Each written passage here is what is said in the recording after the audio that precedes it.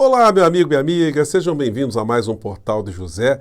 Hoje, há 19 dias das nossas eleições, com muita coisa acontecendo no cenário político aqui no nosso país, muitas movimentações, mas todas elas jogam a figura do atual presidente da República numa única direção, numa derrota eleitoral e também o seu arremesso, junto com alguns quadros que estão ao seu redor, para o lixo da história política do nosso país. Hoje, o Bolsonaro ele é notícia em todos os veículos que eu estava acompanhando pela sua transformação. Ele está absolutamente cabisbaixo, fazendo autocríticas e fazendo um discurso de compaixão, como se de fato ele soubesse o que é esse sentimento. O que é que está acontecendo? Bom, vou trazer para vocês aqui as últimas informações. Antes de mais nada, se você está chegando agora ao nosso portal, quero te convidar a se inscrever. Você que é muito bem-vindo, compartilhe os nossos outros vídeos também, dê o seu joinha, mande seus comentários e participe dos nossos chats todos os dias aqui no nosso Portal do José, entre 5 horas, 5 e meia, onde a gente troca aqui algumas ideias e depois eu entro no ar com vocês, tá bom? Então vamos seguir em frente. E não esqueça de anotar o nome do seu deputado federal, de algum partido progressista, do seu deputado estadual, senador, e comece a fazer campanha com seus parentes, seus amigos, recomendando para que eles recomendem para outras pessoas. Gente, o horário eleitoral que eu estou vendo, ele está assustador. A gente está diante do quadro que eu estou vendo pelo Brasil inteiro, de uma possibilidade de termos um centrão piorado no ano de 2023 para essa legislatura que vai ser eleita, né? Portanto, vamos fazer a nossa parte. Eu vou aqui também trazer alguns nomes, algumas indicações de vários estados aqui, de pessoas que eu acho que serão muito combativas no parlamento brasileiro, tá bom? Então, vamos seguir em frente. Gente, abrindo aqui o nosso encontro, antes de entrarmos no tema específico do Bolsonaro, tem a questão muito importante. Estou vendo aqui essa matéria no UOL, acho que vocês estão vendo, né, que a plataforma privilegia vídeos pró-Bolsonaro em recomendações a usuários, diz estudo. O levantamento do FRJ mostra que a plataforma sugere mais conteúdo bolsonarista publicado pela Jovem Pan. Bom, um grupo de pesquisadores da Universidade Federal do Rio de Janeiro, eles criaram uma série de perfis fictícios e começaram a fazer entradas aleatórias na plataforma sobre política. E normalmente os vídeos indicados eram sempre vídeos de direita. Isso explica porque nós que estamos no campo progressista, muitas das vezes nós temos alguma dificuldade de chegar em alguns lugares, né? Mas estamos chegando. Se a gente comparar o que eram os grupos progressistas de esquerda aqui na plataforma e o que eram os de direita, nós estávamos perdendo muito. Hoje a proporção se inverteu de uma forma muito importante e a gente está cada vez mais suscitando debates e dando informações para as pessoas que estão antenadas com a política aqui no nosso país, para que elas argumentem com as insanidades que a gente está vendo para todos os lados, né? Então, quando a gente vê esse tipo de informação, a gente vê que não existem estruturas absolutamente idôneas e isentas, né? Todas elas estão, a rigor, no fundo, a serviço de grandes estruturas econômicas, porque o governo federal atual, com essa figura que governa o nosso país, ou que pensa em governar o nosso país, estão todos defendendo os mesmos interesses. Pois bem, mas é a plataforma que a gente está, então vamos seguir aqui com elas, vamos aproveitar esses espaços aqui, vamos tirar proveito deles, né? Apenas um registro, porque isso explica muito algumas coisas aqui em termos de veiculação de informações pelas redes de uma maneira geral. Gente, hoje está circulando aqui, está sendo reverberado muito, essa matéria aqui que retrata o que foi a participação do presidente da República ontem num podcast de jovens evangélicos. E aí, o personagem que apareceu lá não foi Bolsonaro, recebeu alguma entidade ali, porque era um cidadão totalmente cabisbaixo, falando num tom mais sereno. Será que era para engabelar os espectadores? Será que ele estava buscando algum tipo de compaixão? Porque ele fez um discurso ali, né, que parecia uma pessoa equilibrada conversando com outras pessoas equilibradas também, né? E aí, vou colocar só um trechinho aqui, porque tem gente que até sai do Portal do José quando eu boto a imagem da criatura aqui, né? Mas eu peço para vocês aqui um segundinho de paciência. Vamos ver se eu consigo abrir aqui, porque só ter falado com vocês agora do ser, né? Mas vamos lá. De Deus, eu continuo. Se não for, A gente passa aí a faixa e vou me recolher, porque com a minha idade eu não tenho mais nada a fazer aqui na Terra, né? Se acabar essa minha passagem pela política aqui em 31 de dezembro do corrente ano. Obrigado a todos. Temos os meus valores, a família, né? Tenho que sempre falar Deus, pátria, família e liberdade. Não esqueça a palavra liberdade. Isso é importantíssimo. Se essa for a vontade de Deus, eu continuo. Se não for, a gente passa aí a faixa. Está repetindo aqui, o presidente da República, ele estava lexotânico, né? Estava totalmente zen. Aí na matéria, quero sublinhar aqui alguns pontos, que diz o seguinte, ele se colocou ali como uma figura que, enfim, é um ser humano como outro qualquer. Não é, não.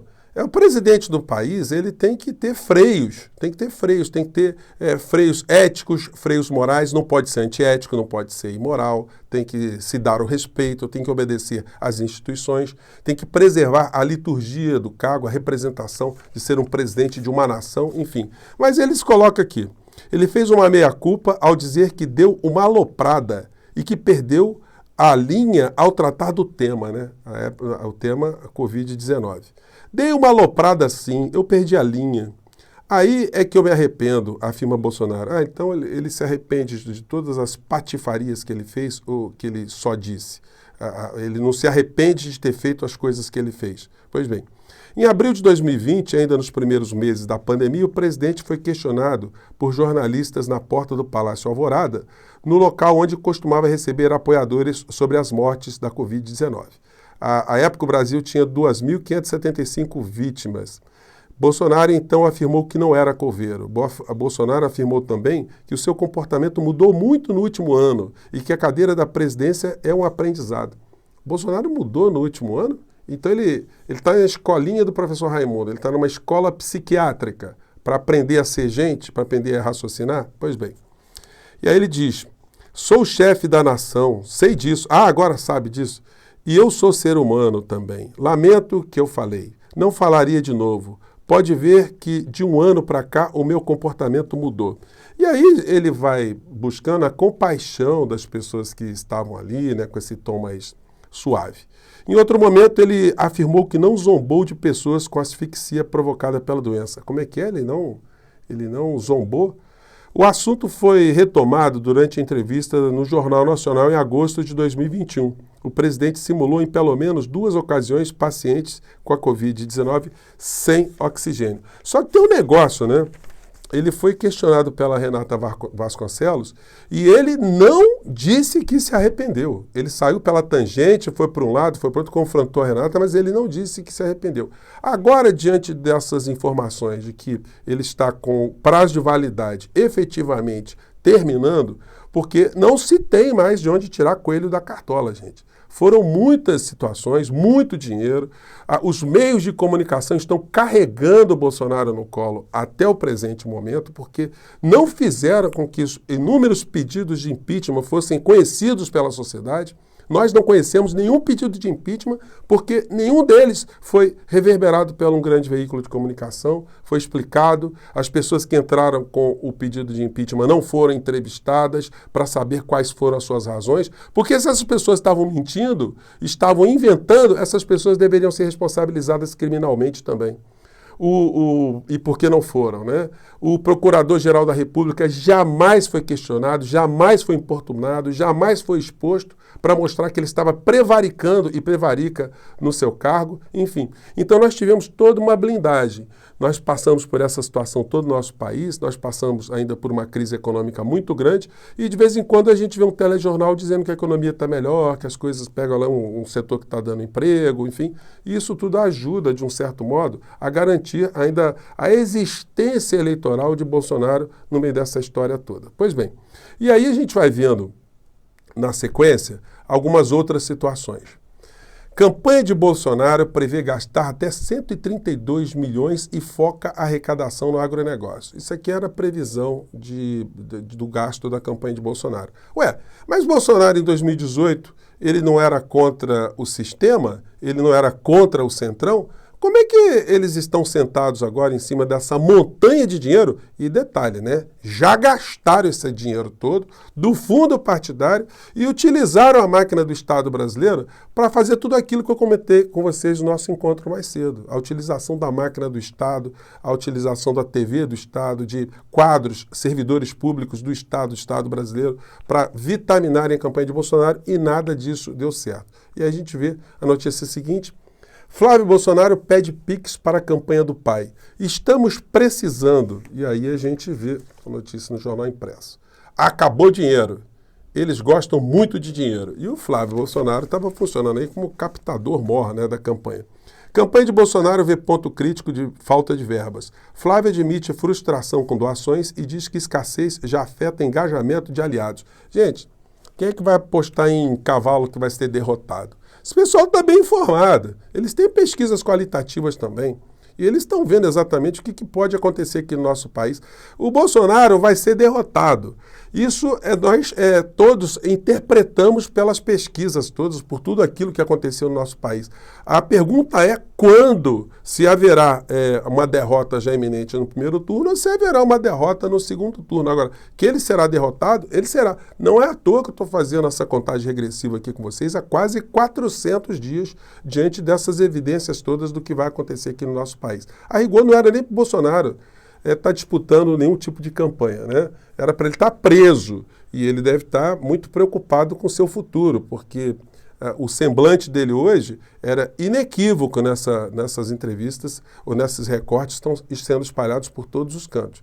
Bem, o Bolsonaro, com essa farsa que ele apresenta o tempo todo para a sociedade, né, e que os pastores que estão com ele sempre divulgam, que é um homem de Deus, enfim, me ocorreu de pesquisar se o Bolsonaro ele tinha tido, ao longo da sua vida, algum ato cristão.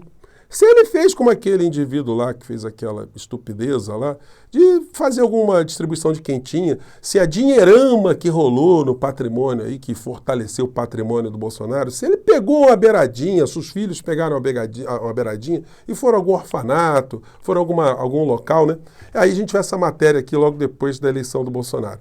Bolsonaro diz que vai doar sobra de campanha para a Santa Casa de Juiz de Fora. Gente, percebam só, mostrei para vocês que o PL gastou 132 milhões com a campanha presidencial, fora os 300 milhões lá que foram direcionados para o partido, para o fundo partidário. É uma dinheirama muito grande.